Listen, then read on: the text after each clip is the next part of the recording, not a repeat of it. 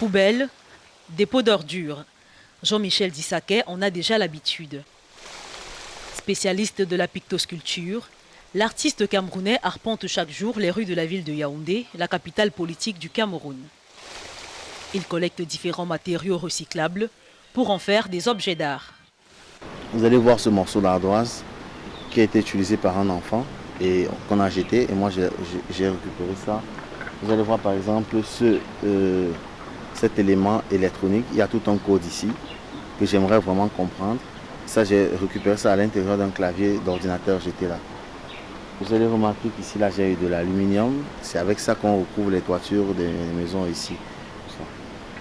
Ce tube de parfum, en aluminium que j'essaie de recycler, donc vous allez voir ce que j'en fais usage là-bas.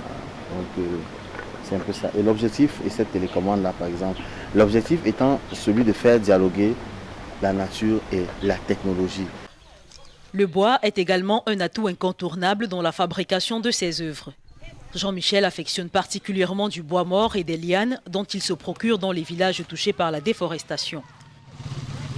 C'est ici au quartier Nkondongo, situé à quelques mètres du centre-ville, qu'il confectionne les plus belles pièces de son répertoire.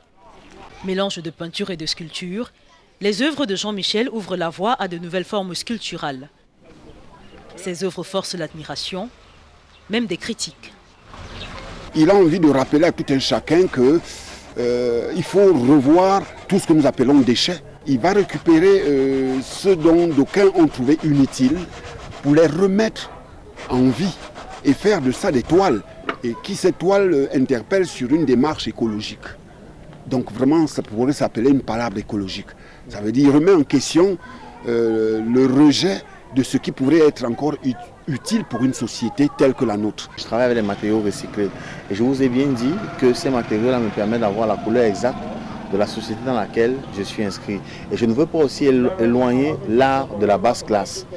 Parce qu'en réalité, c'est cette classe-là aussi doit contempler et doit nourrir ses œuvres. Plus de 10 ans après s'être lancé dans la pictosculpture, Jean-Michel a acquis de l'expérience.